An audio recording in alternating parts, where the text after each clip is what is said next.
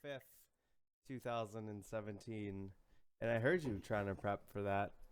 Yeah, I was trying to get it. I was almost right on. Almost. Good to see you. Twerk, you're back. I'm back. And salty as ever. Yay! Hey! No, just kidding. Are you? Are you? Well, I was really salty earlier today and less salty now because it's my water heater broke, but it's not going to cost much to fix. So that's good. Gotcha. Yeah. Just a sprinkling of salt, just a seasoning. I mean, cold showers are good for you. They're energizing. They actually are good for you. Yeah, they're energizing. They'll wake you up. Yeah. How was I didn't even catch the podcast last week. How was it with Super Mac? Did you guys have fun? Nice. Yeah, it was good. So everybody enjoyed it. I feel like Bart's like, yeah, I don't remember it. I got cold. I feel rough. I feel really rough. Yeah. I hate you guys. You guys were drinking it last week? Well, I just got a bad cold. But on Friday, I was drinking. I was drinking quite heavily up until like 4 a.m. in the morning. We saw. It's good night, mate. It's good we night. saw. Just having a grand old time, hey? Oh, it was a grand old time. Oh. But yeah, let's jump into. Oh yes, you would like to talk, hey? Let's jump right into the news. Well, it's kind of like good news that there isn't much news as far as the schedule report goes, right? Right. Things haven't changed, I guess, is what I mean. Times haven't changed at all. Yeah, for Evocati PT on Live. So it's listed there as Evocati would be through July 6th, which is tomorrow, to July 20th. I don't know if that's still on schedule. I guess, we'll find out when somebody leaks it on Reddit. And then the PTU would be July 24th through August 3rd. And live should be August 4th through August 10th. This time last week, we were told that, don't expect it this week. So I'm wondering if they're going to do something similar if it's not going to be ready for this week. Like, we'll hear, okay, guys, just... No, so it's much more likely now that they're going to release an Evocati build pretty soon, even if it hasn't got all the features. Basically, that's fine, but would you... Okay, if they don't release it tomorrow, they're not going to release it this week. Right? They're not going to release it on a Friday and then not have anyone really helping with the instruction of it, I would imagine. So I feel like work at the offices on the weekends. Do they do that? Some people go in. Some people go in. Yeah, I don't know. On a holiday weekend. Yeah, they missed a day as well. Maybe people are going to go in. And it's 2 studios. It's not like it's just one, right? It's LA and Austin. Yeah. So I don't know. We'll see. My guess would be is if it doesn't come out tomorrow, then it won't come out until early next week. But again, they have that window from the 6th until the 20th, so for it to release. I hope it's this week. That'd be great. Something to look forward to. Something to. Even if someone not in Evocati, it would be nice. Yeah, because then there's it's happening. Moving. Yeah, it's moving. Like for now, it's just text on a piece of paper or screen, right? Yeah. Of like what it is, and then if somebody actually has it downloaded in their hands, that's like a huge thing. But I totally agree with you, Board, that I imagine that it would be more focused testing, like let's test, this feature, let's test that feature, and close everything stress else testing off. and just major bugs of certain things, which are obviously still going to be there because the QA can only test a certain amount on the hardware they've got. So. Yeah, and the larger amounts of people is a lot of the time what they use the Evocati for. It's like everybody just, like you said, stress test this thing, this server, this section. Woo! Yeah, spawn in chips, things like that, because if they just don't have enough people in the office to use for things like that, right? That aren't busy doing other valuable work. So yeah, but the only other thing that I mentioned was just being an American. I'm the only American on the podcast. Is July 4th was yesterday, so I imagine nobody was in the office yesterday and possibly even Monday. It's kind of just the holiday weekend where some people may have missed work, and that might have slowed things down a little bit. But I imagine they also would have considered that in their schedule reporting, right? The original Brexit, isn't it? The original Brexit. Yeah. See ya, kids. We're out. See you later. We're out. I was actually. This is almost a complete tangent, but there's one game in our casino where every time the dealer sits down, the players have to pay a certain amount of money to the casino, and a dealer sat down, and then about 5 minutes later, a player came in, and within a 10-minute period, they have to pay that money still. And he was like, "See, it's 7 minutes," and I'm like, "Yeah, but you have to do it within 10." He's like, "I don't believe you." And I'm like, "Okay, whatever, but you got to pay." So, and I was like, "I mean, we should be celebrating this. This is the day that taxes and everything. This is where it all came from. You got to pay the government right now, man." And he was not happy with that statement. I was hoping you got it up and made him pay. He's not even American. He was Russian. Shaking him. Doesn't matter. Fucking. He called Putin on me. Oh shit. Yeah. So I'm fearing for my life right now. I shouldn't be on the podcast. But the other thing, Bored, you mentioned this in your post on the Redacted website, was that because of the fact that everything's been so delayed, we might be seeing additional ships in 3.0 than we originally expected. And these are all from the original 3.0 production schedule, I believe. Yeah. It's what's on the current graph, so yeah, the graph. Working on them. Yeah, so. The graph. Because not all, if I'm not mistaken, not all of these are on the schedule report, like the written out, feature complete, those things are they? I think they're in the 3.1 one. And we've seen a lot of them.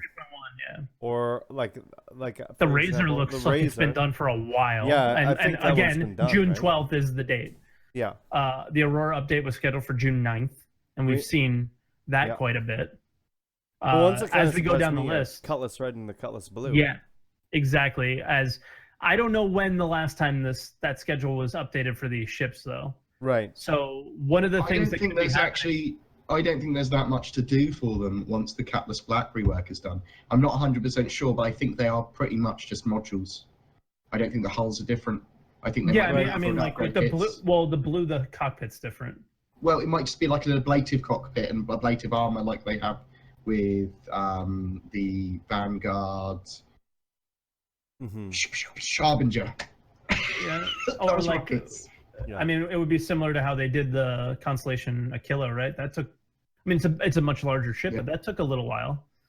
I don't imagine them. Maybe they'll get to a point on the Cutlass Blue and go, "Well, it is the 3.1 thing." I think there's a very big possibility that we could get all those ships I listed there, which is the Razor, the Cutlass Red, the Cutlass Blue, the Vanguard, Harbinger, and the Hull C. The only thing that I think we could say like more on the topic is that they used to say when something's ready we release it, and they're clearly not doing that anymore. Whereas I think we all kind of knew that the Drake the motorcycle Dragonfly has been done for a while, or been done enough for a while to release. Yeah. And we haven't had that because they wanted to save it for planetary things, and that makes sense, and I'm okay with that. And I wonder, if that's kind of that whole thing of when it's released and ready, we release it, is kind of off the table now, and they might want to save something like the Blue, the Red, the Harbinger, the Hull C for something like 3.1, so there is something more to add and more hype or whatever, to those.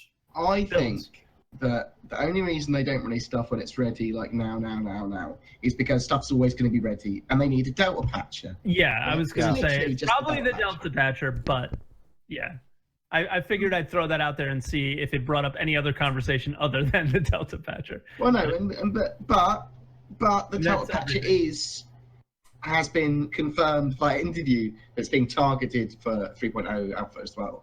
So I honestly think that we'll probably get some of those ships in 3.0, and if we don't, then we'll get. It could be 3.0.1, 3.0. Which is maybe like, I guess maybe that's what we should be more clear about, is sometime during the 3.0 builds, and maybe not in the initial. They may start introducing more and more ships, as they're ready to come in. And weapons and equipment and there's so many and things like that. Balance.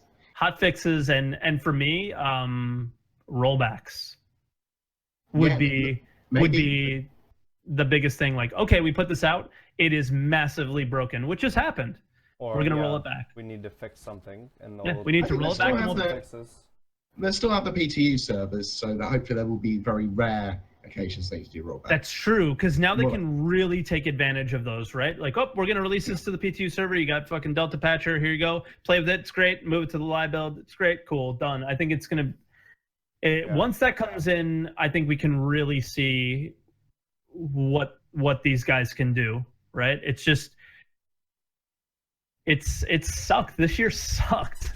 And it sucked because they couldn't put out the incremental patches that they would have loved to do, you know. So it's going to be cool to see what they do once they get that. Yeah, this year. I'm really optimistic once that comes in. Hype. It's been sort of like constantly, like you're going to get some cool stuff, but not yet. Yeah, it's just like at some point, my hype balloon burst, and it's kind of like, you know. Somewhere flying around out there right now, you know. Guys, I'm just picturing Twerk's head as a balloon, just all deflated, just going through the clouds. Yeah, someone please make a animation of that. There is a picture of a balloon out there that somebody drew what they thought my face looked like on it, and it looked exactly like me. And my ex, like, you know how like people have the picture of you. No, my ex has that as like when I call, the balloon is the picture of the person that's there. That's amazing. Yeah. And it looks a lot like me. I should ask her for it and show it to you guys. I'll like put it in the Discord or something. Oh, it's my ex. That's a picture of a balloon. I know. It's pretty funny. It looks a lot like me, but more when I had a full beard. But yeah, I don't know. I think it's interesting to see. That's really where I'm at. Is once the Delta Patcher comes in, I think then we can really see what they're gonna do. And I think for me, my balloon will fill back up. I'm happy not getting a Delta Patcher with 3.0. I want a Delta Patcher with 3.0.1. Yeah, like whatever. Yeah, as long as it's the next one, then we're cool, right? So don't need to rush now. Exactly. As long as it's on its way in. Yeah, I guess a Delta Patcher doesn't mean as much for a big patch like 3.0, right? Because it's going to be big regardless of it, you know, whether it's a Delta Patch or not. I would imagine we'd have to download quite a bit for that first. Yeah. This sort of stuff is why we have these giant PTU and Evocati release windows. It's a huge thing that needs a load of testing. And hopefully in the future with the Delta Patcher, we won't need so much massive testing of each feature that comes out because we can do it in much smaller places. I can hear your very happy dog. Yeah. Oh, can you? It's squeaking away down here? Yeah, Squeaker McSqueakerson. Yeah, she woke up a couple minutes ago, so I'm entertaining her with one arm and doing other stuff for the podcast with the other. Before we move on multi-talented. Before we move on to AtV, which was on Austin and Turbulent this week, I do want to remind everybody, if you have any questions for myself, Twerk, or Bored, or all three of us, whether it be about our channels, the game, or about balloons, or whatever, !1 question in chat, click on that link and that Anna provides and fill out the form, and we will get to those at the end of the cast. I'd just like to say that with that sound, I was blowing my nose. I wasn't doing a line of coke. I realised that. Oh, I thought it came up really happy. I thought you were talking about the squeak sound. I'm like, no, you're hiding. It's not the sound of doing a line of coke at all. You know what it sounds? It sounds like the Bored Raptor. Yeah. Oh no, a swan. It swan. does. Sounds like the Bored Raptor from back in the day. Shit. No, so I guess moving on, AtV started out with this price fixer tool, and I don't think the price fixer tool was that interesting in and of itself. It's just like a large Excel sheet that they kind of go through and manage everything with. Well, so the price fixer tool works in conjunction with some other tools and eventually will dynamically work out the price of items based on their raw materials, how many of them there are around rarity, how long it takes to get processed, and how much in demand they are, and then how long it takes to get that into the shops. So it is part of a very important mechanic. But I don't think it's really that yet. Like, no, we're gonna have very basic economy for 3.0. Yeah, like right now, what it is like what at least what whatever his name said is it's just like a master Excel sheet where you know, one of the guys goes through and he's looking at it and he's balancing and all that stuff. I think eventually it'll be more automated when, like you said, but I think the thing that excited me the most about this was the video that went along with this section, was where you saw the Explorer suit in the store. You saw the new armor in the store, and more importantly, there was the little kind of like little dots that you can wave your mouse over that were different pieces of armor. Different pieces of armor. So it's like, do you buy those separately? With what appeared to be prices? Yes. Yeah. So like, I mean, they've been talking about this for a while. Yeah. They've been talking about this for a while, that we would be able to buy these things separately and mix and match, and I didn't expect to see it it's hard to say this soon because it's been, you know, a while since the last time they talked about it, but I wasn't expecting at this stage. Yeah. Well, I mean, they were talking about how they needed to update all the armors, right, and to make them ready for this 4.0. And they've been doing it. So I mean, it's cool to see it in, but it's something I definitely was expecting. Now, what we're looking at as well for this area is Grimhex. Yeah, it seems Grimhex, and we'll talk about it a little bit more, is it's got some updates to it. Yeah, it seems like that's where the focus is. Like, I guess, I mean, why not? We'll just mention it now. Is they mentioned NPCs coming into Grimhex first, and I don't know if you guys would have thought. I don't think I would have expected to see them at Grimhex first. I would have expected to see them at Port Olisar first. No, so I think that's literally saying that they got the NPCs into Grimhex first. We're going to see them in lots of locations in 3.0, I'm pretty sure. Yeah. Not every location, and not probably a massive abundance, but we're going to see like bar workers and anywhere that's got a bar, anywhere that's got shops, anywhere that should have NPCs running around, we probably will see a few. And that level of subsumption might not be anything more than the kind of like basic, but I mean, they'll make you feel more like the world's more populated. Which it needs. I mean, even just that, where you don't really interact with them and they're just kind of walking around, and even if I could clip right through them, it would still make... No. It would still be better than nothing, is what I'm getting at. Okay. I mean, you have to agree with that. I don't have to, but I do. You will agree with it. But yeah, like obviously that wouldn't be ideal. But yeah, the big thing for me is like Grimhex is very much incomplete since we've gotten it, right? Like we have that weird race tunnel that, you know, is sort of closed off. We have the hangars that's closed off. We know there's going to be more to it. Where I mean, you thought that race was going to be ready for 2.6.2. Yeah. So yeah, a horse. Whatever happened to that? I don't know. Yeah. Whereas with say Olisar, I feel like most of it is kind of complete, and so we're going to see more changes overall to Grimhex. And a lot of things are going to feel more new to Grimhex, and even more so, obviously, with Levski. But being as it's a brand new location coming in, but for the locations that are in there now, I think the biggest changes, aside from the moons, you're going to see is Grimhex. I mean, and also in that store we saw like all the new FPS weapons, right? Here's something. Do you think we're going to have a change to the satellites that are the nav? Or the comrace? I think they'll definitely be moving. They've got soul like orbiting? Well, not even necessarily orbiting, just like changing from the layout that they are now. Like, do you think that all comrace like different location, you mean? They're definitely going to be in different locations. Yeah. And I think some of them might be part of larger set pieces. Yeah, like different layouts, like so they won't all be going through the store and go down, and it's the same inside. Well, if they're going to look the same, there might be more stuff happening around some of them, like asteroids and derelicts. And well, I'm curious if like a while back we saw the kind of like gray box versions of what looked like a refueling one, what looked like a military one, what looked like a science one, just different looking.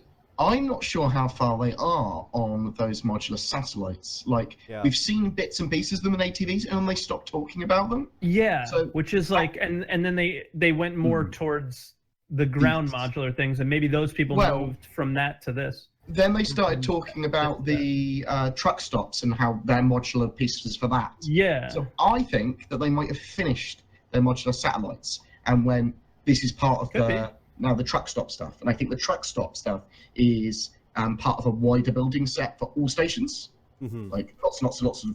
Like, yeah, could be. It makes including sense. satellites, right? Including satellites, Yeah. probably.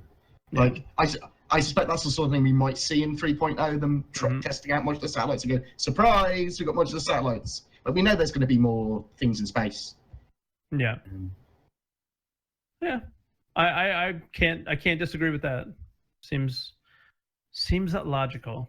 But yeah, so I don't know. I thought that was cool that it was that they showed quite a few things that we can expect to see, I guess, in that video. And then just another addition to this was that they're going to be doing a pass on all the prices and rewards for missions and insurance rates for ships and respawn timers for those ships to balance with just the all the new things that they're putting in on top of all the new ships that are coming in. They all need to be kind of like balanced off of each other, right? I really hope buying ships. Really hope soon. So what do you think? I'm not holding my breath for it. I would like it. No, I think it's a 3.1 scheduled thing. Well, when I was talking to Aaron, he said there was lots of stuff they were adding that you could buy in 3.0, including weapons and systems and all that sort of jazz. But he omitted to say whether there were ships or not. So he what? He did not say whether there were ships or not. Okay. Omitted. Yeah. Failed to answer, I suppose is the better one. So probably not, but maybe. Yeah. Sorry, I'm dealing with an AWOL dog. The next thing, I thought this was kind of controversial and kind of, I was like taken aback and kind of excited and then kind of like what the fuck at the same time, was when they showed Miles Eckhart. The face looked amazing. It looked real. It looked like you were having a conversation with the person. And then as you came down further, it looked pretty unpolished. I would have expected more polish. And his hands. His hands are wank. Really bad. Awful. It looks like he's wearing rubber gloves painted as hands. I didn't really notice, to be honest. So the hands are really bad. You'll see it now. And then I looked at other games and realised in pretty much every game, hands look terrible. Hands done awful. And then I started looking at my hands in VR and went, my hands look shit. And then I looked at my hands in real life. Yeah, they're shit. And said my hands look really small. Oh, man. No, I'm just kidding. So yeah, I don't know. It's just it's so weird because I expected kind of less from the face, but I expected more from everything else. So I was like kind of, I don't know, it's weird. It looks better than the Gamescom demo, but in some aspects it doesn't. So I found that just like kind of weird. The shoulders kind of throw me off a little bit. They're like, what? I think they're like padded shoulders from the 80s curled or something. Yeah. I pretty much liked all that was going on there except for the hands. Like, I like the way he tracks you. I like the way he talks to you. I like the way his eyes follow you. Yeah, that's cool. There's lots of positives. Valley. It's really well done. There's lots of positives, so I don't want to sit here and be a Mr. Negative, but it suits you so well, Tuck. Yeah, I remember when I was like the positive one. Well, how much would it tell you if he was wearing a Start Kitten T-shirt instead? I don't know. I'd be a professional PUBG streamer. At that point, I think. I kind of am at the moment. But yeah, no, I guess the ending was pretty cool, where it says like, you had the choice possibly and whatnot, or not to take his mission and stuff. But yeah, it was interesting to see because the facial animations look amazing, the face looks amazing, but it obviously still needs some polish. And I don't know, I thought that would have been farther along. Oh, the dog's up on your lap. Yeah. It's like Lola 2.0. Yeah. Yeah, much bitier. Yeah. The next time we see it in ATV, it's just going to be that huge block hands from like the 90s picking stuff up just to piss you off, Twerk. Yeah. This is you, Twerk.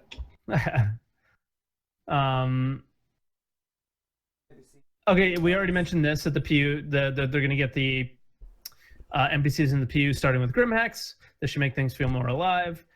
Continuing on with like animations and the PU is it's the next loop video, which was really interesting.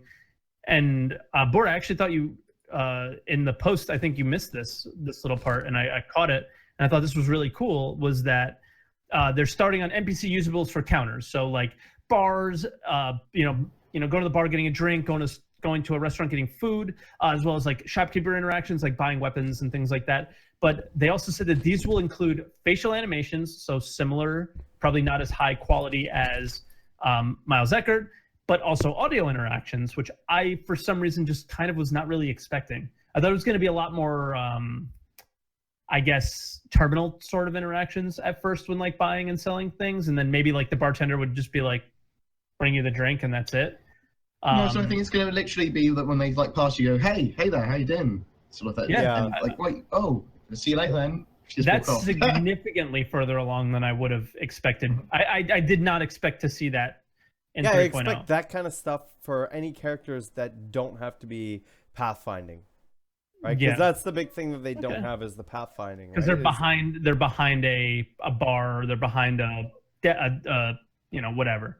They're behind something, so we're not directly like walking with them, and they're not walking through us and stuff like that.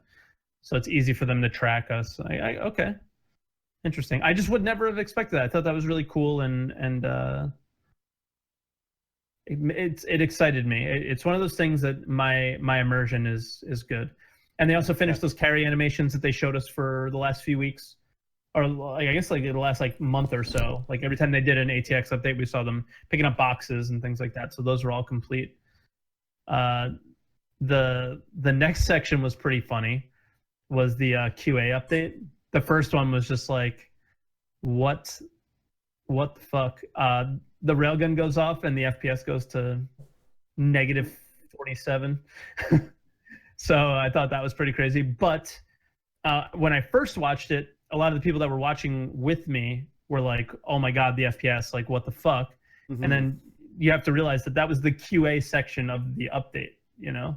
So obviously we're looking at bugs here at that point, right? And issues that they're working on, or probably have already worked out, but they wanted to show you some of the funny things that happened, you know? So like, here's your railgun, it destroys everything kind of thing, you know? Yeah. Here's some beautiful textures. Yeah. I remember that. So yeah, it's pretty funny. I mean, the jacket he's wearing was kind of interesting. There's a few things that you can catch from that are like, ooh, you know, pretty cool. Yeah. Ooh, piece of candy. Is that a Rick and Morty thing that I have no idea what you're talking about? No. Oh, okay. Made me feel iller. I think it's from Family Guy. Okay. I don't watch TV, so I don't know any of that stuff. Testing FPS weapons, moons, Mobi-Glass apps, and obviously there's lots of ships coming in, so lots of ships bugs. So that's what QA has been doing. I'm gonna be AFK for a second. Okay. I mean, the next thing, Bored, you and I can just talk about. They don't necessarily have to be on screen until Saurus comes back. It's not that big of a deal. Before I watched ATV, there was people were like mentioning before I even started watching it was the engine trails, and everybody just kind of freaking out. Like, what did you think? There was like, it was very polarizing. The engine trails, aren't they? It looks okay. I mean, it's easy to keep track of people in combat. I don't know until I actually. Maybe too easy, potentially. Yeah, it's hard to judge until we actually have them. It's not going to be too easy, is it? I don't know. I think when you look at it from, and I'm not that like on the side that like I don't want them. Really, I think they look okay. From a distance, it looks really cool, and I think that's what Chris even mentioned in the ATV. It's like from a distance, it looks amazing, and I think maybe that's why he wanted them in, because it looks really neat. But then at the same time, up close, like, I mean, you've played Elite, they kind of have engine trails too, and you kind of just follow them until you find the guy that you're attacking. So They need to be subtle if you're going to have them. They need to look cool. I think they're a little more than subtle at the moment, though. In space. I suspect the atmospheric ones I thought looked great. Yeah, the atmospheric ones do look great. Yeah. In the space, I thought they were a little too much. They need to be subtle so that stealth works. That said, we need to do is accelerate to the speed you want to do, and then turn off your engines, I suppose, if you want to go stealth. Or potentially stealthier engines have smaller or non-existent engine trails is a possibility as well. That's the other thing, is that as soon as you've got your max velocity and you're not using your engines anymore, do your engine trails stop? I don't know. I mean, that's one of those things where it's one of those, like, we got to get it in our hands to find out, you know? Yeah. And I'm going to reserve judgment probably until I have it in my hands. I suspect it will be a case of the ones in space I think should be more subtle from what we've already seen. But yeah. I'm with you on that. I think people really should chill out. Like I heard like Reddit went insane. It's like, really? We really over anything. We really need a patch. So these guys BoredGamer showed a bit of cleavage. Oh, they go insane. we just really need a patch because people are going nuts about just like every little thing at this point, right? Yeah, so I mean, people need to chill. I quite like the passion of the community that I do too. Balance and shit like that sorted now. I mean, it delays the game slightly, in my opinion, but it's nice to know that CIG are responsive, and it's nice to know the community does hold them accountable for anything. Yes, I mean we can even talk about this. This is later in the podcast where levels 1 through 10 of the referral program are getting more rewards. That is a direct example of the community saying, "Nah, fuck you," and they hurt us, you know. I mean, that's a reference to Ozzy Man Reviews. Obviously, that guy's funny. So we basically wrote "fuck you" on our offices with shit twerk. It's basically what we did with the referral stuff. We as in the community and this podcast were, I think, pretty adamant about that being. I could still potentially win one of those major prizes, and I'm still pretty angry about it. So yeah. Well, I mean, them giving levels 1 through 10 doesn't hurt anybody.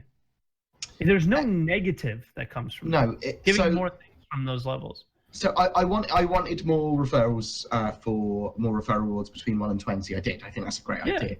But if they want to do these like referral sprints, that's basically what they tried to do with Gamescom. Yeah. Where they literally are let's get a load of people to get loads of referrals quickly. They want to do just prizes between 1 and 20, or something like that. Yeah. They don't want to do those 2 giant prizes. They're insane that people can't possibly get to. But again, I'm just repeating myself from every time we've talked about this and been angry about it. Yeah. This is good. What are we talking about? I just got back in. I just changed the doc so you kind of know where we're at because we skipped around a little bit. Okay. We were talking about the engine trails because that was like a very polarizing thing from ATV this week. Me and Bored are both kind of on the level of, I don't know why people are kind of freaking out. You really shouldn't do any, like really have any major opinions on them until you have it in your hands and judge it when you're playing it rather than when you see it on a fucking video for 30 seconds, if that. And expect them to change a little bit. But I think we're both in agreement that in space, they maybe were a little bit too excessive. And then in atmosphere, they looked great. Yeah. My only thing for atmosphere, it would be nice if they could do this. I get it if they can't. But after they've, before they disappear, they should expand. You know what I mean? So when you're in atmosphere, so it expands and then sort of disappears from expanding too much. I was asking questions about engine trails in the pub afterwards, and I think I still think they're still fleshing out a lot of stuff like that. I imagine they would be. Yeah. I very much want the engine trails in space. I want there to be exhaust fumes that just stay there statically and not float about, and if you fly through them, they deform. Yeah, that'd be sick. And it's Star Citizen, so they probably will do stuff like that, but not in the first iteration. Well, the other Yeah. thing that they were showing, it was primarily the tool that they used to create any of those particle effects. And I was joking around. I was even joking around with Twerk this morning on my dog walk that I was like, hey, you know, how funny would it be if you had a Star Kitten skin and it has the Nyan Cat rainbow coming out of the back? They could. It'd be hilarious. I mean, they're not going to do that, I would assume.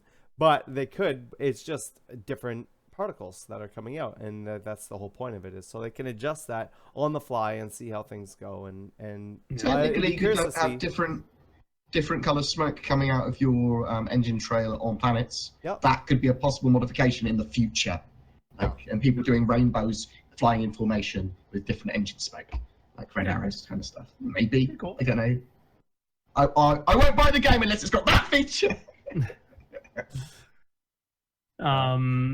Yeah, I don't know. I thought it was pretty polarizing, and I didn't see, once I watched ATV myself, I didn't see what the fuss was about, really.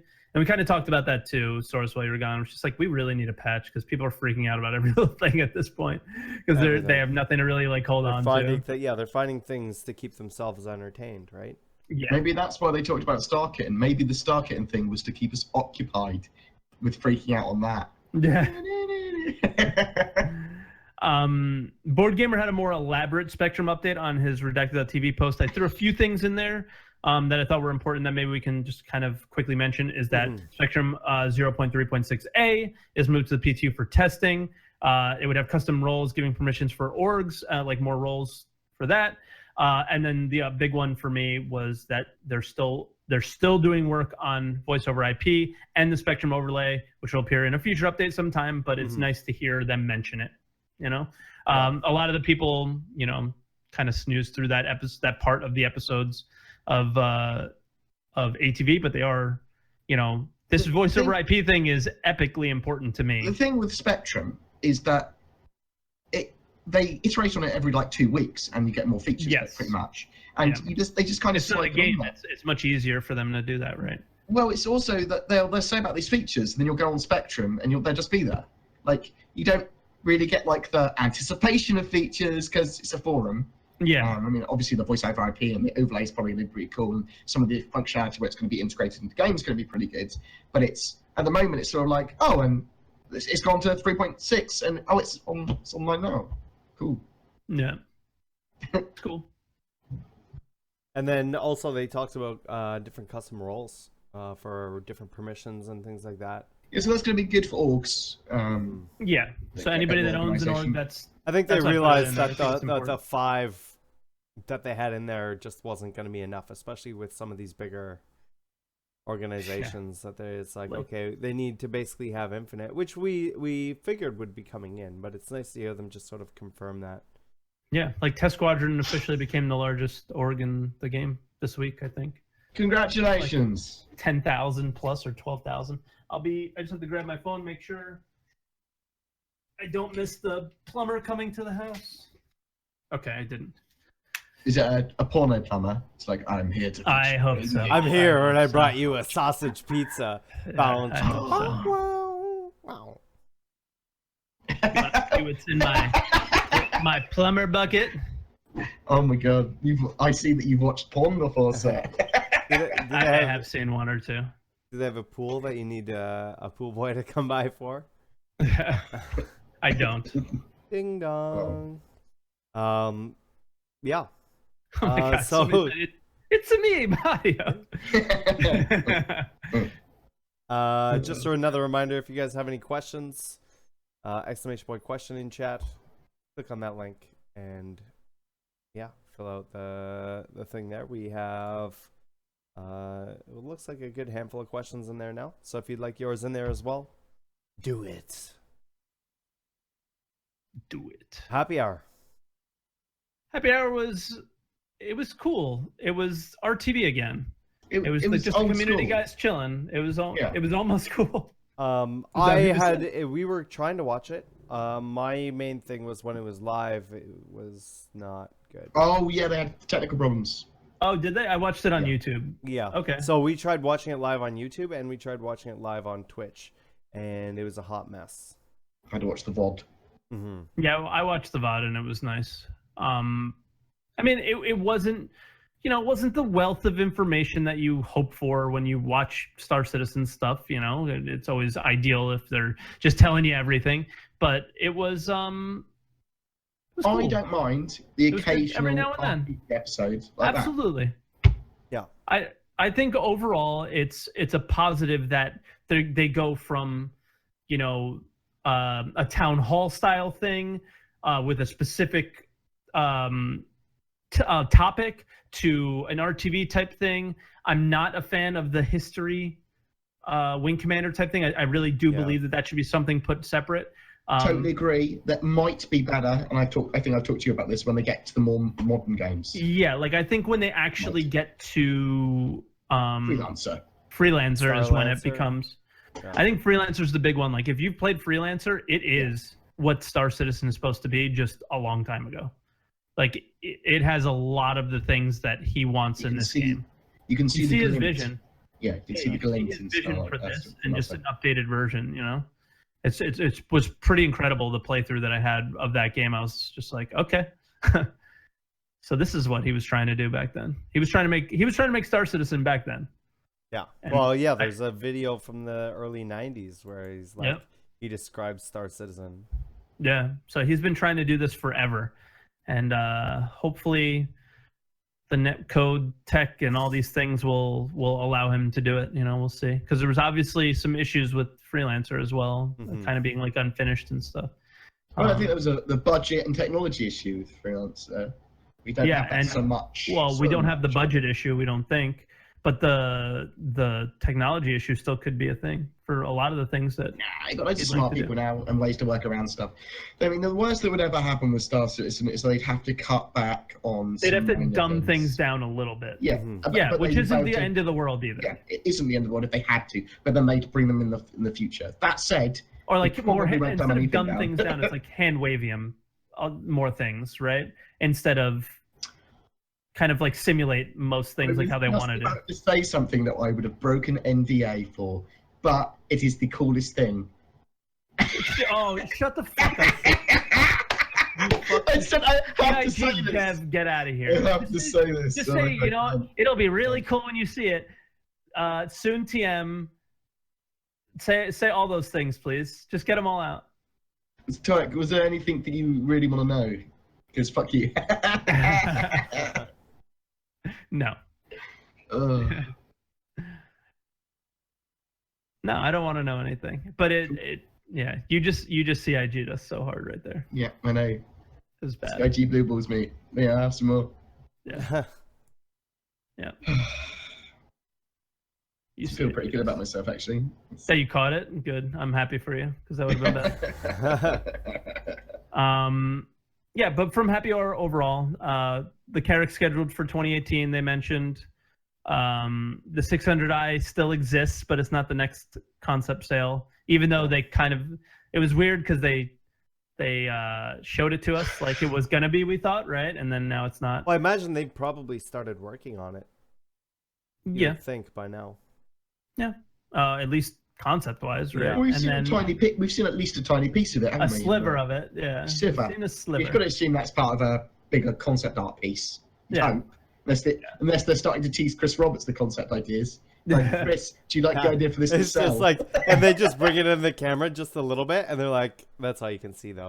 Chris, and then they slowly build it in front of him until his face changes, and they change it again. Yeah. What do you think about this, maneuvering thruster, Chris? It looks good. Starfare fuel pods, they're saying are going to be swappable, which I think we've heard for a while now. And I think there was some work being done on it. There'll be like giant propane canisters. Yeah. Yeah. So I think you're about to have possibly dry cargo in them as well. Maybe. Yeah, that was what they mean by swappable. Somebody asked on RTV like, can we swap those out for something other than liquid carrying? And they kind of weren't 100% sure, but they thought that they saw somebody working on it recently, something like that. I think the other thing that you'd want was you'd maybe have a hull zero bit above with a Starfarer going around, and then it would literally eject its canisters when they're full, and the other would pick it up. And the hull C just picks it up. Yeah. Or the other way around. Yeah. Oh yeah, exactly. They literally trade empties and fulls. Yep. Like they have with the prospectors. Mining cartons. The prospector, that'll be cool.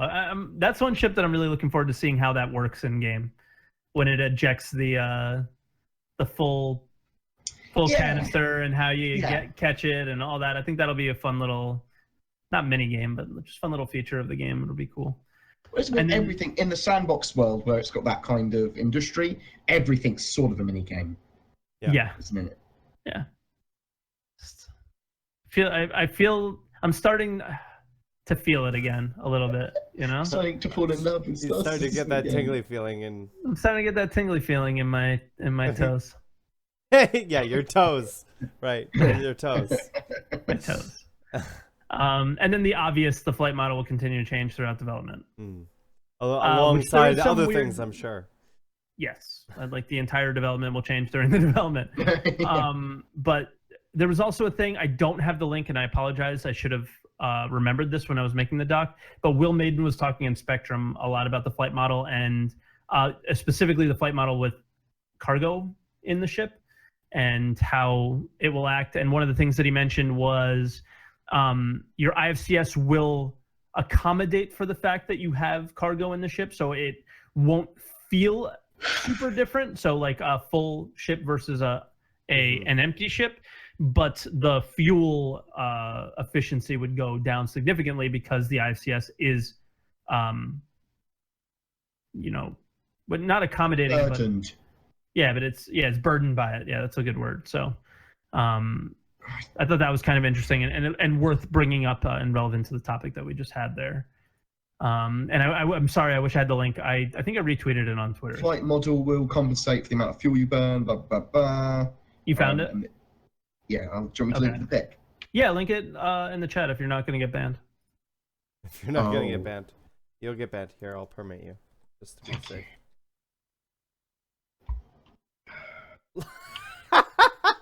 Permit board chair. That didn't work. No. Wow. My chair's allowed to post, but I'm not. Because you haven't typed in chat yet. I can't. Okay, there we go. Oh, you weren't even in chat. That's why. This guy. Guys, confirmed. BoredGamer is not looking at your chat lines today. Look at this little needy little boy. They're all going to ask me NDA stuff that I can't fucking answer. Oh, Bored, did you have a good time? Oh, guys, whatever you do, don't definitely. My crotch. Definitely. Do girls? Are there girls at the office? There are girls at the office. I was talking to a very nice girl, one of the audio producers who's playing Witcher 3. Oh yeah, very nice girl, huh? Probably doesn't know who I am or remember that conversation with me. Just out of there. Who's this drunk? There are girls there. There were girl backers there as well. There were good. No way, that's not real. There were girl backers there as well. Did you post your link, Bored? What? No, he was talking about this very nice girl that he was talking about Witcher 3 with.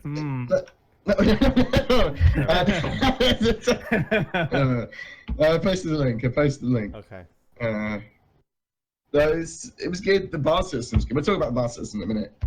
Yeah, I mean, I think we should talk about it now if you want, because we're kind of we're towards the end of the things in the doc, and we're kind of towards your little video and your interview with Aaron and all that stuff. So talk about your experience there. Yeah, so I mean, it was really, really good. Okay, so I went down to the Foundry 42 office for a tour and then an interview with Aaron Roberts as well, where the tour was pretty much NDA'd, but the interview with Aaron wasn't. And hopefully I'll be able to get another interviews with other people in the future, because now I know the flow of them a bit better. I know the sort of stuff I should ask.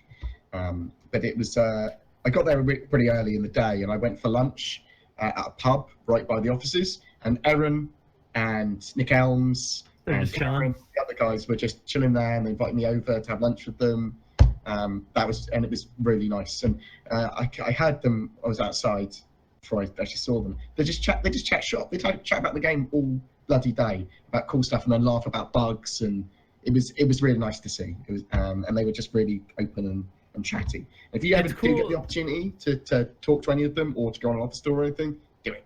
And that's not just those devs in particular. That's like almost all the devs that I've ever interacted with from CIG. Is they're I genuinely feel like I actually matter and am a part of the project just as much as the people that actually work there, the way they interact with you and the way that they welcome you. You feel like a part of their family as well. Like, obviously they're closer and more tight knit than, you know, some random person that they don't know, but at the same time they're very welcoming, very open and welcoming for sure. Yeah, and with the way we are, we kind of put people like Chris and Aaron and Brian Chambers and Lando and Ben on this pedestal, and when you actually interact with them, they don't act. They're not on the pedestal. They come down to your level, which I always thought was really cool with almost all the devs I've ever. I think everyone that I've interacted with is they come down to your level to at least some extent, you know. Well, they're just game developers to them. They're just normal a lot of the people, guys, you know. Yeah, a lot of the guys are game developers, and this kind of community interaction hasn't been done before, so they don't think they're famous or anything. But I feel like they're famous. They are in small circles. It reminds me of the poker world too. Is like I deal to you know, pretty famous people on a fairly regular basis, and but they're just famous within the poker world. They're just fucking regular guys, you know. It's not a big deal. You know, and it's a very similar situation with CIG. Is they're famous within their circle, but you know, as soon as you get outside of their circle, there's regular dudes too, and that's how they act. I had this office tour as well, and most of it, well, pretty much all of it's NDA'd, but I can give you like rough strokes that don't give away content. Lots of stuff's being worked on, even significantly past 3.0 is the thing. They're working on Squadron 42, they're working on 3.1, 3.2, and probably beyond that from some of the stuff I saw. What else? Oh, there's cool ships and there's cool things coming. And I was teasing people with the thing that's the game changer that Ben was talking about. And it's pretty cool. It's pretty cool. Yeah, there are some confirmations. He did it again. Right? Sorry. He did it again. The Delta Patcher is targeted to come with 3.0. Oh yeah, so with the interview with Aaron, the Delta Patcher, they're targeting it to come out with 3.0, which is great news. Mining and lots of other mechanics are planned for 3.1. Lots and lots of stuff's planned for 3.1. I did a big article and I've got a video on it. I'll link the article as well for everyone to read. But yeah, it's oh sweet, it's set up. But yeah, it's it's really exciting times on the horizon here. Well, I'm really pumped. I mean, we've had the drought again, haven't we? That's what we had. We had great ATVs. We've had the epic drought. I mean, this is the worst drought of all time, I think. I've got really good. We keep saying that every year too. It's but last time you had the drought, you didn't have good ATVs. Yeah, they were okay, but these these keep you going. Yeah. We didn't have ATVs. We didn't have a schedule report. They've done things really well given the situation that they're in right now. Yeah. Like, we can't sit here and blame them for the. I mean, I guess to some extent you can blame them, but I don't think there's any point in pointing blame at anybody in this spot. But I think they've done a really good job of managing the drought that they've been in. I don't think it's an ideal situation for anyone that's there. I'm sure they wanted to have 3.0 in whatever shape it would have been in to us by the end of last year, you know, just didn't work out. And I'm sure most of that will all be forgotten the day we're playing the game again. This whole year is just going to be a piece of shit. Why wasn't it in development for longer? And there's one. There'll be a bit of that. There's one last line in the doc here that I'm highlighting. Something is going to be cool. What's going to be cool, BoredGamer? What was going to be cool? Yeah. Oh, yeah, so Aaron was talking about base building, and he was talking about the functionality of bases, and orgs will have to build bases, and you go back to defend them, you go back to attack them. There's going to be static ground defenses. There's going to be vehicles, tanks, tracked vehicles, lots of stuff going on that's going to make the ground to air to space combat all kind of mesh together. Combined arms combat properly. And so like you'll need teammates to go in on the ground to disable ground defenses before you can bring in ships, and you're about to like potentially take over other people's bases or raid them. I was just like, oh, if that's done right, that's going to be fucking amazing. Because there's definitely enough space for everyone to have a fucking base. Yeah. Because there's so many fucking planets. When you're looking at not only all the planets, but all the moons and everything else as well. Yeah. And they just went, oh, if they handle base building correctly, I will be so happy. So, yeah. Jeremiah Lee just said he's famous to his mom. Oh, did and he? I said in chat, I wonder, does your mom watch ATV and say that's my boy? Jay Lee, mate, I'm famous to your mom as well. and like take screen caps of him on ATV and like puts it up on the refrigerator and stuff. I still have Proxus on my refrigerator from his when he got the job at CIG. Oh no, like that. Yeah. Yeah, but that would imply that Jay Lee looks just like his mom.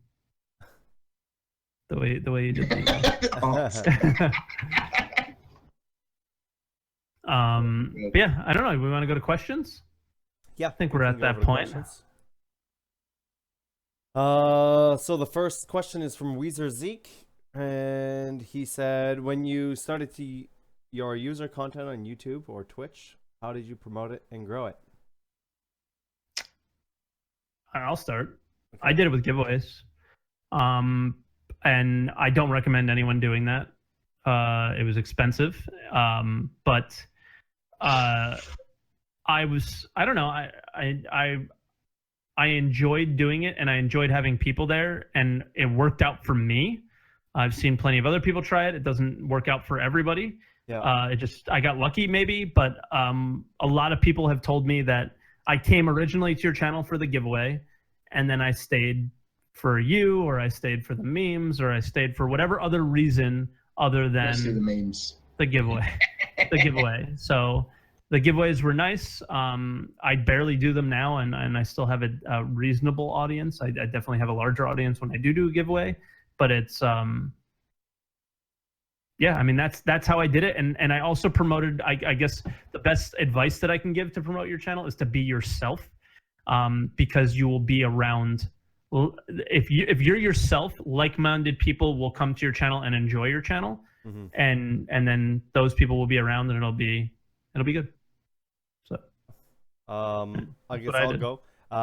Yeah, so I came from another gaming community that I had built from scratch for DayZ, and then I came over into streaming, and then I would say the biggest thing for me was consistency.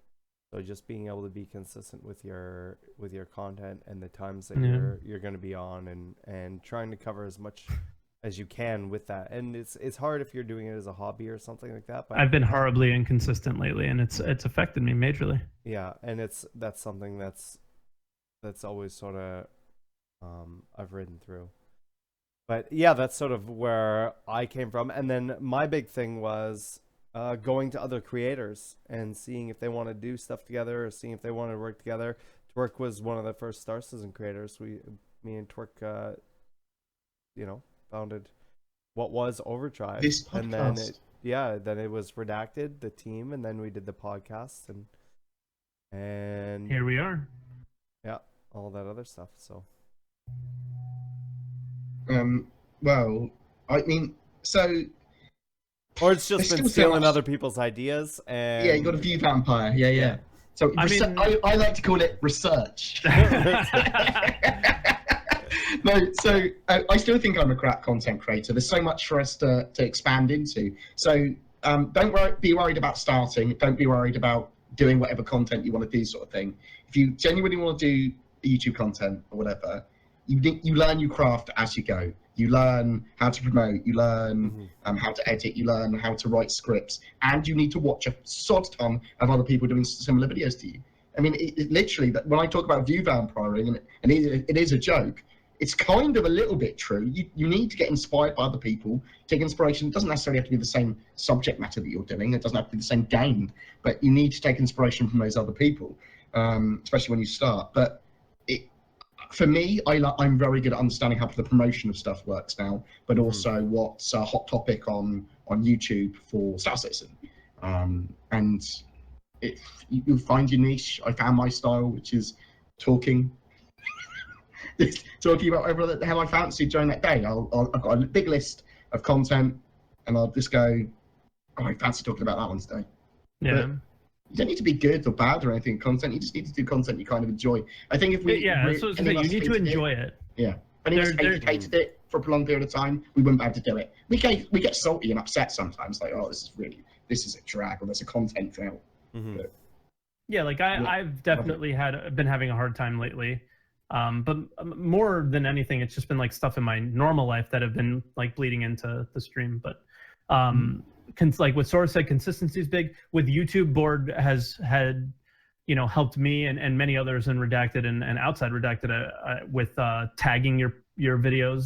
That's massively important. And I mean, yeah, that's what we've always done. And just enjoy it. Don't ever do, like, the one bit of advice, like you're asking how to promote yourself. Don't go into this expecting to be successful. Go into this expecting to enjoy yourself. Some people will be like, there are plenty of streamers and YouTubers that, for example, I work with a YouTuber. He does Call of Duty YouTube videos, and they are fucking amazing. They are so cool. He takes movie like trailers and combines them with his, like, yes, it's Call of Duty, but at the same time he like combines them with Call of Duty, and they're so awesome, but nobody sees them, and it's just because nobody's quite seen them yet, and he hasn't gotten his break or whatever. Like, you might not get in, it might not work out for you, but just make sure you enjoy it. Well, so some people get their breaks, but some people really grind for it. I mean, I really. Saurus you and Saurus are like the biggest grinders I've ever seen. I think see us dance. I think I got lucky with the time that I stream at, and there's a number of factors that worked out for me, I think. And I don't think any of us consider ourselves a success at this point either. I think we all There's so much room to have a lot more room and want to be in a much different place than where we're at right now. So let's not sit. Let's go off of our pedestals a little bit and say, we may be farther than just starting, but I don't consider myself a success by any means. I still enjoy it. But... Thanks, man. Thanks, Dad. Eric, I'm very disappointed, son. Eric ate my parent. Says. Ate your parent? Oh no. Oh my God, no, Dad, no. Ate your BoredGamer. It seems as if the latest rework of the Cutlass, that the ship has had some of the biggest bang for the buck, being at $100 for the Cutlass Black. Is there a possibility to have an AI wingmate pilot another Cutlass Black if I buy one, if I want to contribute more ships to our pilot fleet? That is the best one, Overdrive. Here's Eric. Can I answer your question with a question? Is it possible that the price of the Cutlass would go up because it's gotten... Now it seems to be a big bang for your buck. I would imagine it would go up in price. So if you're going to buy one, I would buy it now, type of thing. And then then it would probably be a good bang for your buck. But at the same time, I would not recommend buying a ship until you know what you're buying. You're buying it based off of something that's in your head and nothing you've seen or had in your hands yet. So it's kind of the problem with the original Cutlass Black. Exactly. So you don't want to make that same mistake again. Just see what happens, man. Yeah. I don't know. I would say give it time. It will be a thing. I don't know if you're going to be able to hire pilots that will be able to pilot a ship you're not in, because I don't. At least not for a while. I don't know if CIG wants you to. So they don't want you to have huge NPC single-seater fighter fleets, but I suspect that you will be able to have some people escorts. Just not huge amounts. And I imagine they might be able to use your ships as well. If you want them to, maybe they would be cheaper if they used your ship. It's possible that they might have like a sliding scale of like, this is how much upkeep it costs to have one pilot, then 10. Yeah. Like maybe that's the sort of stuff they haven't finished balancing yet. Yeah. Our next question is from GM Warlord. How many more modular ships do you think we will get? Lots. Yes. All of them? In the future, possibly? More than none. More than none, yeah. More than you think. I mean, I assume he means like something like the Vanguard, something like the Retaliator to those end, but I don't know. I imagine them all of them will have some sort of modularity in the future. I think we're going to get loads and loads and loads of ships over the next few years as well. So yes, constantly. Acceptable Lemon says, what sort of concept ship do you think would be game changing? Obviously, Bored is under NDA. Bored's not going to answer so that. Yeah. What do the rest do you think?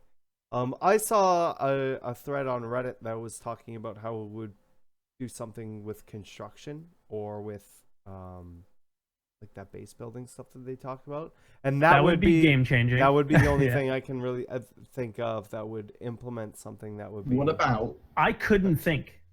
I wouldn't say anything, Bored. A ship with little arms, little arms you're on the joking, ship, which is what you're about to do. and then it picks out, it like changes the CD in your PlayStation. And it's shaped like a T-Rex, and it's literally game changing.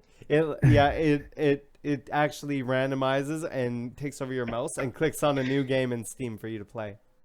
Yeah, it's literally called the Game Changer. Literally a flying arcade machine with 2 games in it. Literally game changing. Like when I watch Ben's Day regularly, and where that originally came up, and to be honest, when we all got together, I couldn't really think of anything. So if it was something game changing, it was something cool and different for sure. I don't know. I'm excited. And I imagine we won't hear about it for a while either, so we'll see. Taroka has a question for Bored and Twerk. Are Bored and Twerk jealous of the puppy Aurora, or I don't like are dogs. you cat people? And then I'm a cat person. Ew.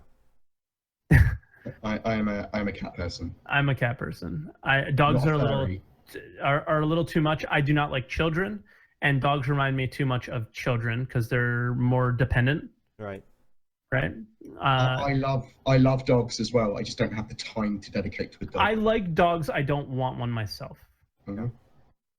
Whereas I see no benefit in owning a cat. It's like a piece of moving. It's like a moving plant. It depends on the cat that you have. Like Lola's pretty dog-like, wants to play a lot, and she feels like a companion rather than just, like you said, like a moving plant. Yeah, like your cat. It depends on the cat. Your cat is I think is very few and far between though. I don't think there's a lot of cats like that. Yeah. I just think you've been ignored by a lot of cats, Saurus. You've been burnt by too many cats. I've owned cats in the past, like moving parts. And they're just like, they don't listen. They're gonna bite everything or scratch things and just.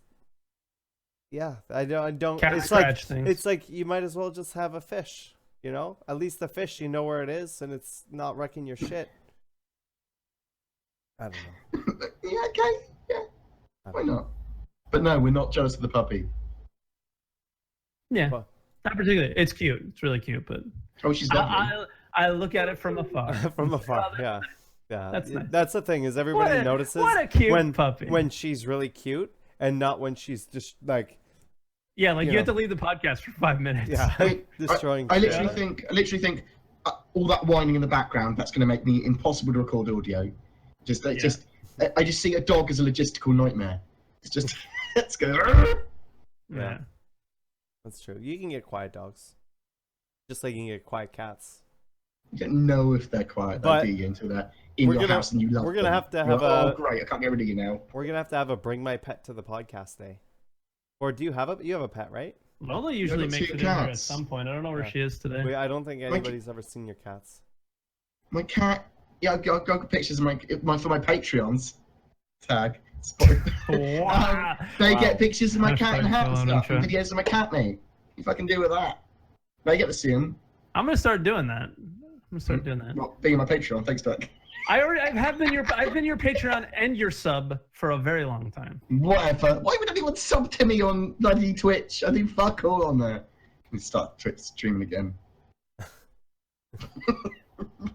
Several unfollow. Yeah, several 74 asked BoredGamer, how did it feel to have CIG show you on camera at the Manchester tour and then quickly cut away from you as they realized how drunk you were? I wasn't that. Do we have a clip for that? I haven't seen that.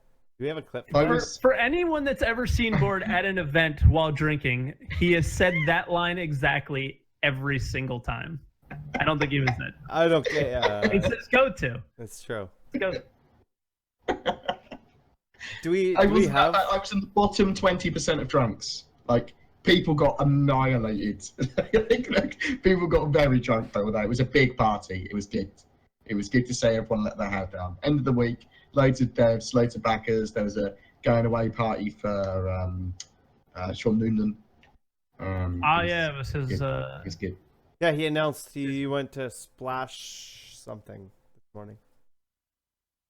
Oh, cool! I haven't checked that out. I will check that out later. Yeah, he put it on Twitter. Good for him. Noonan is a good chap.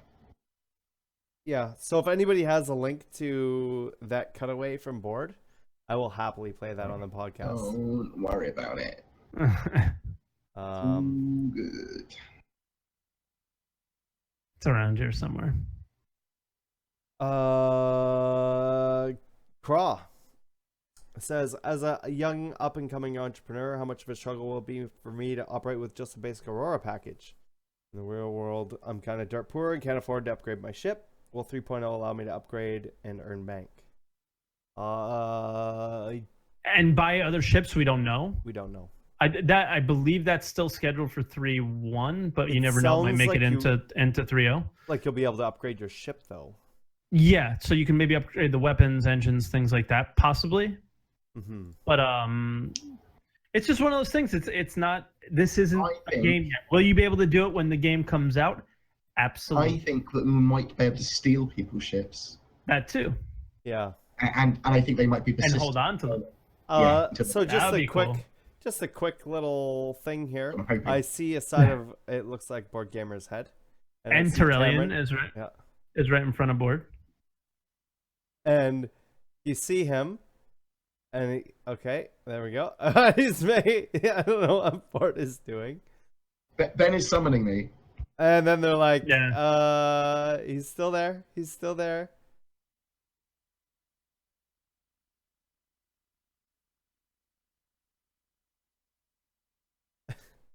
Lando was like, "Oh, can we talk to Bored?" And then immediately regrets his decision.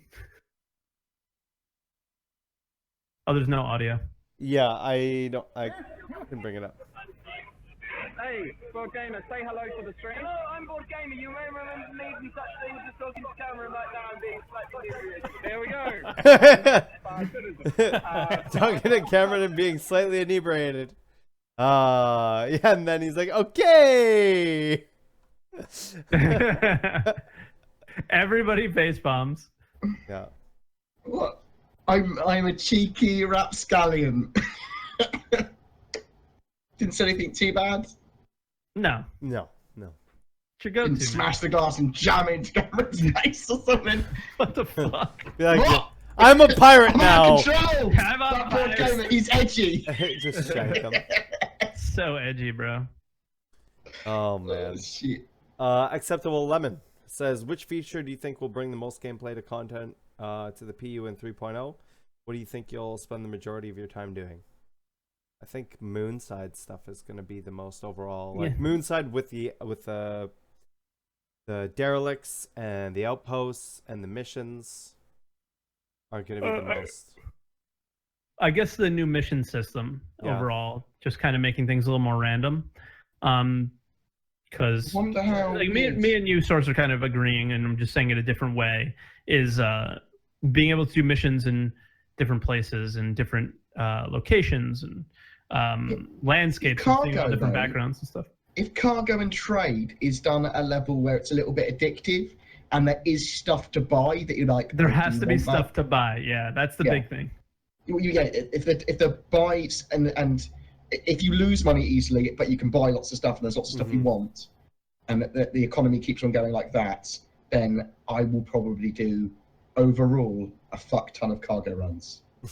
like I'll do the missions until I burn out on them. I'll do the planetary exploration until I've explored everything, but then I'll just cargo run until I can't cargo run anymore. Yeah. Same. For me, That's I'm probably what I going to would be more about the exploration and checking and looking for little hidey holes and stuff like that on the planet. Well, Saurus, I desperately want to see you boarding people. Like, if you can actually steal cargo and steal ships. If we can, we will for sure. We will for sure. Oh yeah, even I will. Stuff that I will watch your channel for coordinated boarding, because that's going to be hard to do. But I think that you're the man to really get into it. Like, I do want to steal people's shit. Yeah. Hopsop says, is it true that you three won't be friends anymore after Star Citizen is released? We never were. Wow. That's assuming we were friends in the Bored first place, I guess, hey? We know where Bored stands. I think no matter, okay, some things might happen in game at some point where we end up hating each other, but I doubt that'll ever happen. I think we all know that it's a fucking video game, and we're far past that. We're all able to at this separate point. in game from out of game. Yeah. Well, I get ragey, but my rage is very quick-lived. It's like, ah, I'm good. Yeah. It is. I get explosive rage. I'm like, I get ragey, but I hold okay. grudges. We've learned from Conan. I hold grudges. You guys are so salty and Conan. I still hate Gamble. I didn't understand it. Just kidding. Winlord00 asks, to anyone who's done a dev tour, I live close to the Germany headquarters, and on a scale of 1 to 11, how much is it worth doing the tours? How much freedom access are you afforded? Do you see devs work, or just some strategically placed monitors with interesting things on? I've been to Austin. Been to Frankfurt? I've been to Austin and LA. I've never been to Frankfurt. I was 45 minutes from it, but You've done Austin and LA though, because you were both there when I did them. Yeah. What are they like? What are those tours like? They're good. They didn't really. It wasn't like they didn't put up a facade or anything. Especially the Austin one. We walked through and they were all working and doing their thing. And did I do LA? yeah, we kind of walked around a little bit. We didn't do like I didn't do guided. LA. We didn't. Well, we were there. Oh, yeah, but we weren't there at the same time, were we? Oh, maybe. Maybe you did. Yeah, maybe. But when I was at the anniversary stream, I got like a mini tour in LA. Yeah. So yeah, I mean, they're basically they walk you around and say, "Oh shit, this guy's working on that. Let's go talk to him," and that's kind of what happens. Yeah. You'll look at it and they'll talk to you. Definitely would recommend if you get the opportunity to go and the UK studio is massive, and you get to see like almost state of the game and what's coming out next, and you get to see a huge cross section of everything. And I imagine the UK one is the prime one. I think that as well. From my experience of going to it, I couldn't ask for anything more. Mm-hmm. The Frankfurt one, however, is more focused on some really fucking cool planetary tech and some other weapons and some other cinematics. Ships well, not ships so much, I don't think actually, but weapons and some cinematic stuff and lots of other stuff that's slightly more focused to. And I desperately want to do Frankfurt as well. So unless someone has actually done Frankfurt and can give you how good that one is, I do recommend it. I mean, the only person I know that did Frankfurt was IDD KFA, and he loved it. Yeah. So yeah. Lyrium, do you think there will be garages or way to spawn ground vehicles on all the moons and not just Levski? I bet some of the people who bought Dragonflies and Noxes probably don't have a ship big enough to hold it. I imagine some of the outposts will have garages. Yeah, I think they do. I think they kind of said that as well. If not garages, like maybe just the actual like bikes just kind of sitting around that you could pick up, drive away. Potentially. Yeah. Right. Yeah, like I could 3.0 demo. That's what happened. There was just one chilling there, and he just got in it and drove away. Like, this mine now, and just left. They've talked about ships and vehicle spawn consoles on moons before, so I'm assuming they're in some locations across the moons. Mm-hmm. Yeah, that is an assumption, but I think it's pretty accurate, like pretty educated one. Cataphora says, do you think there'll always be stock of armor and Grimhex, or do you think they will be able to run out of clothes, armor, or guns? Initially, I think they'll always be stock, but eventually, with their whole economy simulation thing that they've talked about wanting to do, is that certain areas might become more depressed, certain areas might become more built up and have really great economies and full stocked. And not only that, but like the type of stock might change because of what's going on in those areas.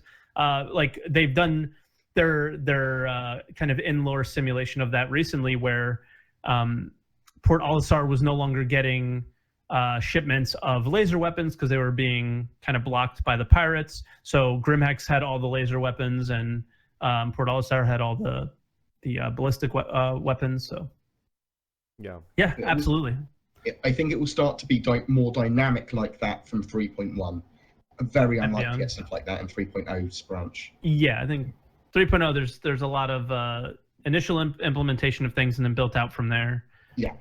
That's what 3.0 is. It's like, okay, here's all the first implementations of a lot of major features, and then we'll build them out and we'll grow from talking to Aaron and being on my studio tour, everything after 3.0 quite genuinely can be done significantly more rapidly up until what we've seen now. The mechanics, the ships, the implementation of stuff. The groundwork is finally here. Yeah, it's finally here. They've got all most of their tools like focused, working, tweaked. They are ready to go. They're making their game. They've got a load of the mechanics online, or the backbone, the features online, and now they're just bringing some of those game mechanics online as well. And there's not that much compared to what we had to do. What they've got to do now. See what I mean? It's going to be faster. Next question's from Aaronin. Are any of you guys going to CitizenCon? P.S. Love the podcast. Keep up the great work. Board is, right? That's the plan. I'm planning to go to Gamescom. You get a ticket? Yeah. I buy tickets immediately, even if I don't go. I'm not going. If you don't go, what you can do, if you bought a ticket and you don't go, you can just let support know, and they have a waiting list. And they're going to wait. Your ticket will go to the next person on the waiting list. So, I will not be going to either. Yeah, it's just too far. It's too much money. It's too far for a half a day event. Will you guys be able to make it to one of the live streaming sessions or streaming it live yourself? I will be streaming it live here. I'm still going to try to convince Twerk to fly his ass up here, even if I buy his ticket. Unconvincible. He says that. Yeah. But I have that massive anxiety of flying. It's just never going to happen. Yeah, we'll just have to make it part of the charity stream. I'll just live stream it. Just freaking out. Yeah. Hyperventilating in a fucking plane. Twerk's on a plane. If I do anything, I'm going to take a road trip to Austin for the VerseCon. If I do anything, I will drive to Austin. So maybe pick up Sniffle and Manny, the two like local guys here, and go on a road trip and drive to Austin or something. But yeah, that would be it. Just like rent a car and go. But yeah, so I don't know. But I do like the idea of being home, and being able to stream it, and being able to play the game after every event that's ever gone on. I've never been able to play after the event and kind of take advantage of that hype. So it might be interesting and fun. Right on. Yeah. Jethro Dirt says, "Hey guys, keep up the good work on the podcast. I listen to it every week. My question is, do you think that you would be able to? Or do you think that you'll be able to put a beacon in front of an asteroid or something people could crash into, then give out the location of the beacon, get people to crash into it, and then loot the hell out of the salvage wrecks?" There might be I don't know. Maybe initially, and then I would consider that probably like some sort of an exploit that would get fixed, right? You could set up an ambush, but you can't set it up so it's like in an asteroid that it. Yeah, where like as soon as you go in it, you explode and all your shit's around it. That would consider that an exploit. I suspect that Quantum Drive will take into account and make sure it can only go to a certain distance of an object. Maybe not initially though. Like there might be because it's first implementation that you can exploit something and do that. But yeah. Be cool. Bowl of Ramen says, "Do you guys think with the detail of Miles and the tier 0 and tier 1 NPCs, will it be very, very noticeable when you talk to a lower tier NPC? I feel like it could be pretty jarring going from talking to Mark Hamill to getting a drink from Steve from Minecraft." No, I don't think it'll be like that at all. It will. You have opportunities now to see what a tier 1 head looks like versus a tier 0 versus a tier 1 versus tier 2, and they're not significantly different. The big difference is I correct me if I'm wrong, guys, but the tier 0s you're expected to. It's more animations in the face and stuff like that. Yeah, as well. and you're expected to be very close to them. They're part of cinematics. The camera might be panning around or something like that. You might not necessarily always be your character when watching the cinematics, but with the tier 1 and tier 2 heads, they're expected to be more in your first person view. You might not be super close to them. Yeah, and they have like the tier 0s have like the blood map and stuff in them. Yeah, the wrinkle maps and that sort of jazz. So the idea is that the tier 0s and the tier 1s, you're not going to notice all that difference to them. But the idea is that they can convey a much better performance and range of emotion compared to like the tier 1 and 2 heads, which are still really fucking high quality. Yeah, they're not cinematic. Like, the point of this is that you can play Squadron 42, all of the movie stuff in engine without having to do a cutscene. That's what they want to do, and that's why you have these like super high quality things. And what I was going to mention was Call of Duty Infinite Warfare. The campaign was actually quite fun. I enjoyed it, and it was a good example of not doing that well, where you're in a tier 0 cutscene that looks really fucking great. It looks really great, and then boom, they cut to the scene that you're in the cutscene in the game, and it's just like completely you're different. now playing on the PlayStation. You won't. I mean, I don't work at CIG. I haven't seen any of these cutscenes yet, but I can't imagine that it would be anywhere near that drastic of a difference. And I know a lot of people were saying that, Call of Duty Infinite Warfare, that's going to kill Squadron 42. Look at how great this video looks. And it did. It looked great. But once you got to the point you actually played the game, those transitions were immersion breaking. It really. Why does something that promotes more love of the industry and genre kill something else? I don't understand.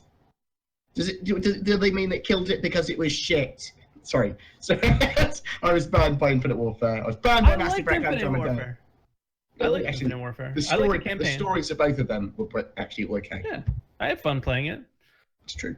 I just don't think you can compare the two games to each other. Well, you like Titanfall 2, actually. I haven't played it yet. It's very enjoyable. Yeah. I've wanted to, though. Obenins has a question for me, saying you have announced that you're going to complete a 24-hour live stream for charity when 3.0 releases to the PTU. I guess this is more a question for you guys. Will Bored and Torque game with you during these 24 hours? If I'm home, yeah, for sure. I'm obviously not going to do the 24 hours as well. I don't think I can handle that, but I'll be there. I will make myself available to game during and see if there's something we can do to carry on afterwards with the other content creators. Yeah. See if we can get longer than 24 hours. More charity. I think I would do the same. Just do something for charity.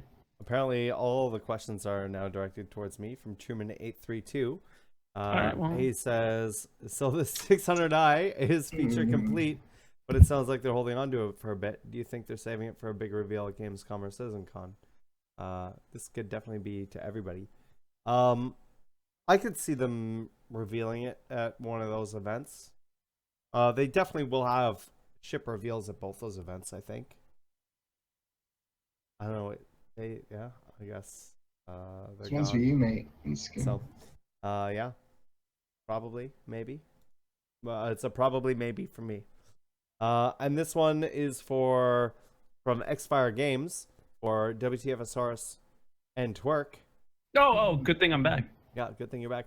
Can you even trust BoredGamer now he's done tours? Anytime he says, I think it's going to be like XYZ, you're always going to have it in the back of your mind that he's seen it. He's pushing you in a different direction. Yeah.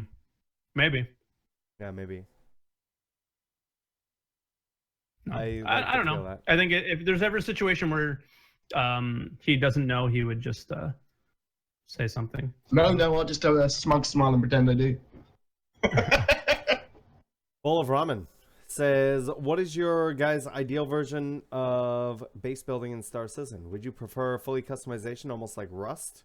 Predetermined areas where you can slowly buy additions to a plot of land, or somewhere in between? Ultima Online. I don't know what that is. Plot to house. Ultima Online was you would just the original Ultima Online was you would buy a deed to a certain type of house and you would plop it in, and then it was based on what was around.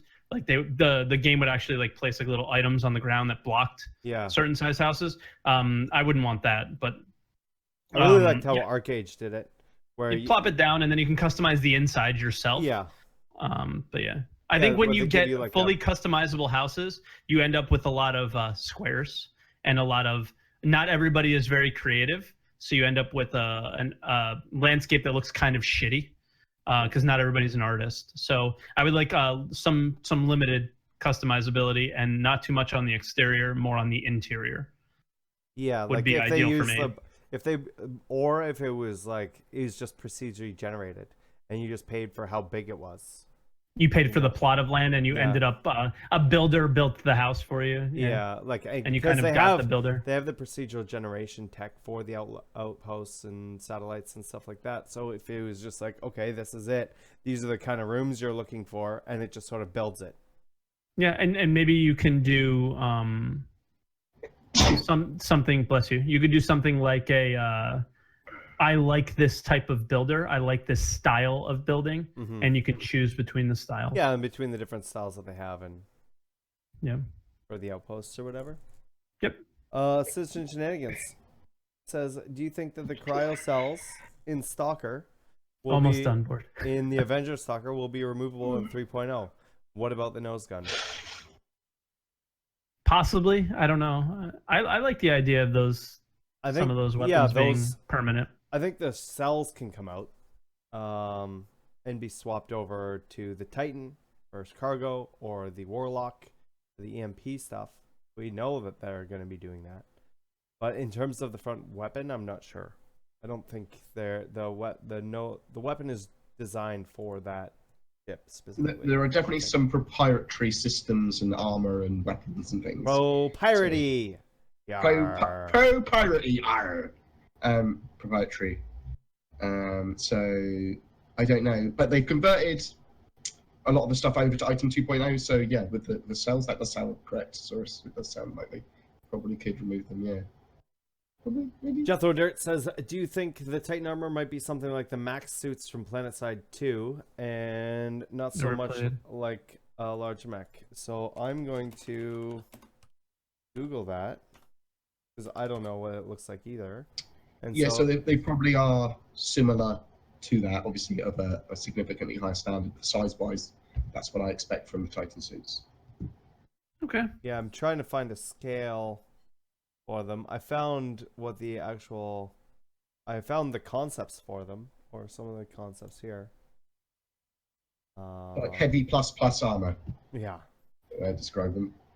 They're big, but they're not huge. They're not power loaders. Yeah, I imagine they'd be bigger than that. That's what I imagine when they're talking about the Titan, like almost like a Titanfall Titan. That looks like heavy armor that we have in the game now. Yeah, I'm thinking like a Titanfall Titan, or like, so, if you know what a good example would be is if you look at what's that game, Anthem. If you've seen Anthem where they get into the suit like that, that looks more. I think they're about the same size as those ones you're talking about, though. The Anthem suits, even the heavy one with the Mortron. Yeah. Yeah. I think between that size of suit and PlanetSide 2 and a power loader, I think somewhere between there possibly. But I don't think they're going to be that big. I think Titan might be a poor description of that actual size. Mm-hmm. Next question is from Citizen Shenanigans. Will you be doing Evil Knievel shit in a Rover, Dragonfly, or Nox at all? Yes, and yes. Yeah, I'm gonna ramp off the side of a cliff. No, we're gonna get we're gonna do so much shit. We're gonna get not bored again, but we're gonna find things outside of the standard lines that they want us to go. You know. So yes. We're gonna find funny little things on the planets. I'm sure we're gonna find a rock formation that's shaped like something that would be funny or whatever. I'm sure we're gonna find plenty of cool things to do. I'm thinking of a penis. Someone clip that separately, yeah. Yeah, just Bored saying I'm thinking of a penis. That's my new sub sound. Yeah. Oh, yeah, all right. Human Evil 51 says, do you think we'll get ships designed for moving ground vehicles and heavy equipment like tanks, etc., around on over long distance on moons and planets? They're called spaceships, mate. Yeah. Maybe. Yeah, you But could just maybe, load them actually. onto a larger ship and then move them around. I don't know. Like, we've kind of seen what looks like could be some rail stuff. Would be kind of cool. Like a monorail or a train would be kind of cool. I don't know if Well, don't they have a monorail system at Levski? they have it Terra. in Terra. And Terra? Yeah. So would be interesting. Galactic Surfer says, with base building, do you think mass transit would be a thing? Stay connected with your base and an ally's base, or perhaps an NPC city on a planet? Maglev trains, anyone? Not necessarily, because I think if you did mass transit, it wouldn't be seamless. It would be like some sort of a cutscene type of And situation. it would be easy to break, because then it's like, okay, I want a train that goes out to where Board is, but then now I can't cross that, or it's like it's kind of in the way, because I It's also weird. want a train going from, so say Board and the city are both here like this, I'm pointing this way, and then me and Twerk are this way, and they only want to go that way and I only want to go this way. How is that gonna, like, it just becomes too complicated, I think. And when you have ground vehicles confirmed coming into the game, why wouldn't you just drive your ground vehicles? Acceptable Lemon asks, do you think the Ursa rover will be sold as a standalone when 3.0 drops? I upgraded to my Andromeda to an Aquila to get one, and I'm thinking that might have been dumb. I think we'll be able to rent them for sure, or have a way to get them. You might be able to buy them in game, Or earn them as mission rewards. or earn them as mission rewards or something. That'd be yeah. cool. Yeah, I don't know if they're gonna sell it separately, like they did the Grey Cat. I don't know, and it's just the rover, right? It's not like Yeah. the Dragonfly or the Nox. The Dragonfly or the Nox, you can purchase those. Citizen Shenanigans says, do you think we will be able to get into underground caves on Yella mentioned by CIG? I'm sure as hell gonna try. Yeah, we'll look for them. Everybody will be looking. Yeah. I wonder if that's like maybe like an Easter eggy thing. Like there's one somewhere, and you have to There's find like it. one entrance, and it's just like it. It's like way out of It's- any like area. And you go that in, you and would it's just normally like go. the whole planet is caves and shit and stuff. Could be cool. Yeah. Shambles says, at some point we will be able to buy ships in game. In real life, we can buy secondhand cars for cheaper. Do you think CIG could also do this with ships, basically having mileage on ships? Like a dumpers depot with damaged Yeah. ships. I think that's Yeah. a possibility. Yeah, I think. But I mean, they've most talked likely about you're that. going to be buying ships from other players, and they're going to have the wear and tear on them Yeah. anyway, right? So, you know, you can. I imagine there would be maybe a ship that's more worn could potentially be more likely to. I don't know. Yeah. Like the power systems inside might break easier during a combat situation, and you know, thus making the value a little bit lower. I don't know. Yeah. Could happen. I'm gonna go to this question here, and it sort of refers to the last one with the underground caves. So Bowl of Ramen says, last episode you guys talked about underwater caves. Would you want specific vessels designed to traverse underwater, or would you want ships to be able to go underwater? Flying a constellation through underwater caves and then breaching the water and flying into space sounds pretty sweet to me. I mean, he's asking what we would want. I would just say what I would expect from CIG. I would expect some form of watercraft from CIG because they go the specialized route with pretty They are much going to everything. have boats at some point. They Yeah. said they're going to have boats at some point. I'm pretty sure that's been mentioned and like kind of confirmed that something Do you that they think? want to do. Do you think you would be able to go into water with a ship? Well, you can No? you can go on water with an ox. It's fast enough to travel on the water.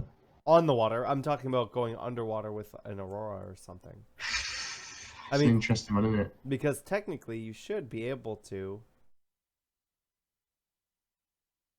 Right? But at the same time, do real life spaceships or rockets go underwater? Not really. Not, Right? They'll land not on what the I've seen, water. no. They'll land on the water and stuff, but they won't. Well, bits of them will. Bits of them will land on the water. The parts that return. Yeah. Yeah. Put on my horse. Board knows. Board knows. Yeah. He has the answer. He's just keeping That's it our, from us. anytime Guys, like we don't just know. do me a everyone favor, keeps typing in guys. chat. Board knows. Just send him a DM. He'll answer for you. There you go. You're welcome. And $20. And a dick pic. Oh yeah. He's like, Has to hey, be- hey. Yeah. And in ASCII, a really good one. Yeah. And our last question for the day is Crimson Fire. Would you like to see the rider get thrown off of a space bike if the front loses lift and goes nose first into a ground? Oh, like go Like in GTA, if you crash, you go like through the roll window over it. or whatever. Yeah. Yeah, that'd be Roll cool. off. Yeah, I'd like to see some interesting animations for bikes, especially anything that's open canopy, where you could potentially get hit or thrown or knocked around, or it loses power or something. Yeah, you want those animations. If someone hits it with an EMP while he's going at like stupid mile an hour and he hits a rock, the rider's going to fly off. I can't imagine him being able to hold on. So Yeah. So Cool. that is that for the questions. Thank you to everybody who has joined us today, and for you guys for being here, Bored and Twerk. Let us know where everybody can find you and what you're up to if you have any events coming up. I'd like to stream at some point, hopefully tomorrow. Yeah. That's pretty much it. You guys can find me at twitch.tv/Twerk17, at Twerk17 Gaming on Twitter and YouTube. I just apologize. I haven't been around much this week. It's been really rough. So Yeah. that's been the story a lot lately. You know, I haven't been on the podcast lately because I've been working so much. Just picking up shifts and doing what I can to get by. You know what I'm saying, guys? So Word. bear with me. Once 3.0 comes out, I'll sacrifice everything in my life for that. But at the moment, Yeah. I'm basically preparing myself for the For the grind of 3.0. for the grind of 3.0 and having to sacrifice more work in real life for that. So bear with me. There we go. And Bored. What about yourself? hi, you can find me at BoredGamerUK on like the social medias and the Twitches and the YouTubes. And I'm going to be recovering from this bloody cold. And on Friday, okay, so this weekend, lots of stuff's happening, I suppose. And it's the monthly report, so I'll have to get something out on that. There's the UK AtV, which is always the big one for me. And we're genuinely getting to a point where 3.0 is about to go to Evocati and that sort of stuff. So I'll try and get some videos out that are hype videos and like I know things that you don't know. So I'll try not to put it in that kind of context. But yeah, there's lots of stuff I want to do, but the monthly report and stuff's coming out, so lots of videos, lots of Star Citizen things, and I will be streaming, but I'm not going to be streaming tomorrow because I feel ill. There we So go. it's a hard life. What about you, Star? What are you up to? So my streaming has also been down quite a bit to just a couple hours every day, just so I don't get stressed out. I also have a small, sharp child I need to take care of that I'm checking to see if she's ruining anything right now. I do have the charity stream coming to the PTU. We'll know that we'll probably have a couple weeks before that's going to happen. Also, I want to announce that for those of you that ever watched the Table of Terror, so our Saturday night Dungeons and Dragons streams, those are going to be coming back on Wednesdays after the podcast. We're going to be doing that here. I'm going to be able to start using my house. And Tuesdays, we're going to start doing board game night. But other than that, we're going to be jumping off of here right now. And we're going to send you guys over to Matochi. Pants on and take care of business. So do me a favor, guys. Go over there. Spam your favorite Redacted emotes over on Matochi's channel. Let them know you're coming from the Redacted podcast. And we will see you guys next week. Thank you so much for coming by. Bye, guys. And we will see you guys later. Glad to be back. Love you guys. Bye.